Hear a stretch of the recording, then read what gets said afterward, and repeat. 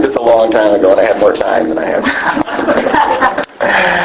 Okay. Sorrow. We have several symbols for sorrow here. Sorrow is the person between two trees, or a sitting woman choosing one tree over the next. Sitting woman choosing one tree over the next. Sorrow. Oh boy. Okay.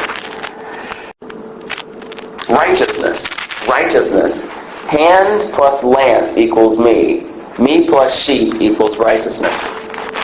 Where does that come from? Yeah, how do they know that? Remember, after the fall, after they had, fallen and had been kicked out of the garden, God instituted. It was God who instituted the animal sacrifice for sin. Okay? So in order for them to experience righteousness, there basically had to be payment for their sin.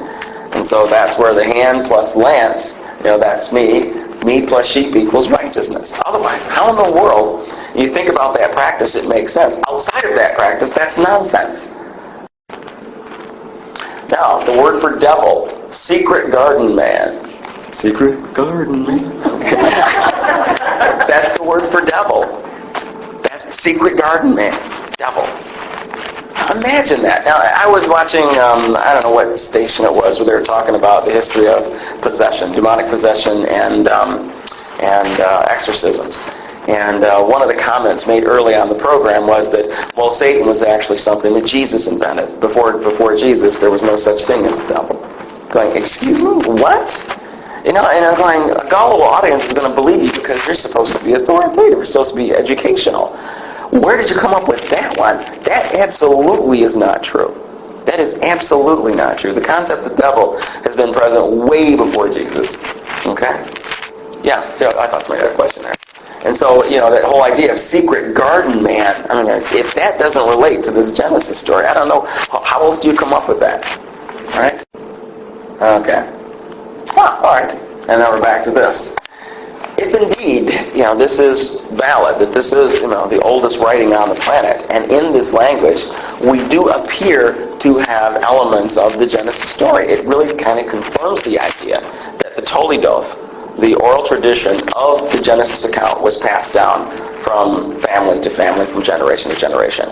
It is the reason that we see the similarities between the Genesis story and these other accounts. Like the Enuma Elish, there are some elements that look, for example, the separating the waters from the waters, even though it was really bizarre the way they presented it, it's still, that's something that's part of the Genesis story. And so they're saying, well, you know what, the Bible account steals from them. No. The Bible account was first, it was passed down to every family, including the people who started the Babylonian family. Okay? So everybody was aware of the real story. It mutated. In many cultures, we have elements of it, but then we have this other stuff, this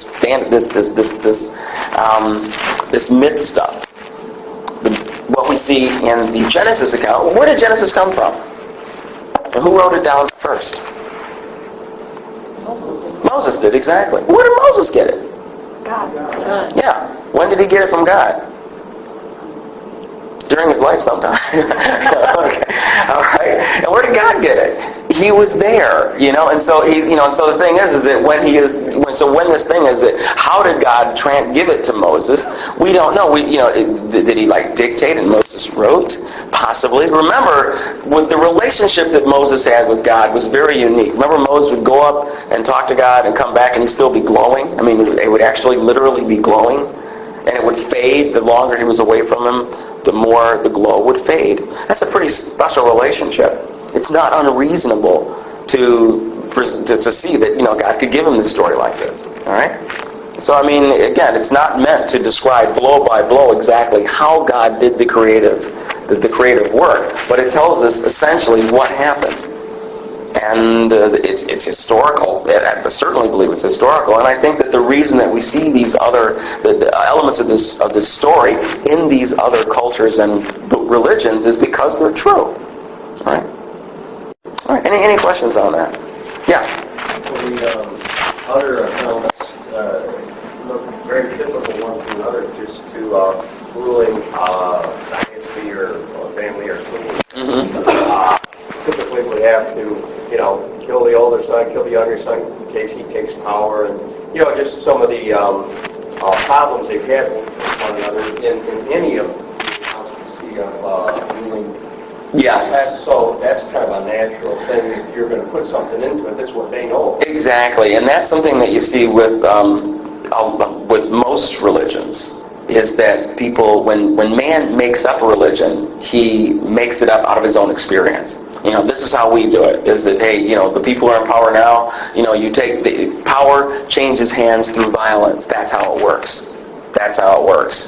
And you see sex and violence all over the place in these other religions, because that's how human civilization was working. And so they just basically took that same template for their experiences and tacked it onto the gods. It's all about, Ethel Nelson is a pathologist, and where this started many years ago is that she was in China doing some, she was doing missionary work, whatever, and she came across it. She was working together with a Chinese national, and he basically pointed some of this stuff out to her. And so then what they did is they went through the the dictionary, looking at Greater Seal and Lesser Seal script and looking at the radicals, and that's where the first book was based on that. Now the first book had a lot of Lesser Seal script analogies in it. Okay, and then what happened was that received says, well, Lesser Seal script, there was a lot of commentary. It says, well, this could mean this could mean this. And so it wasn't 100% clear. I mean, the stuff looks great. I mean, it looks better than the stuff I've just shown you. When you take a look at the Genesis correlations, it's really, really good. But there was a lot of controversy about how accurate it was. And you'll find websites devoted to debunking her first book, because there was so much Lesser Seal script. And so then they came out with the second one, which is called Genesis and the Mystery Confucius Couldn't Solve, by Ethel Nelson and I think Ray Bradbury. Not Ray Bradbury, Broadberry. Different author.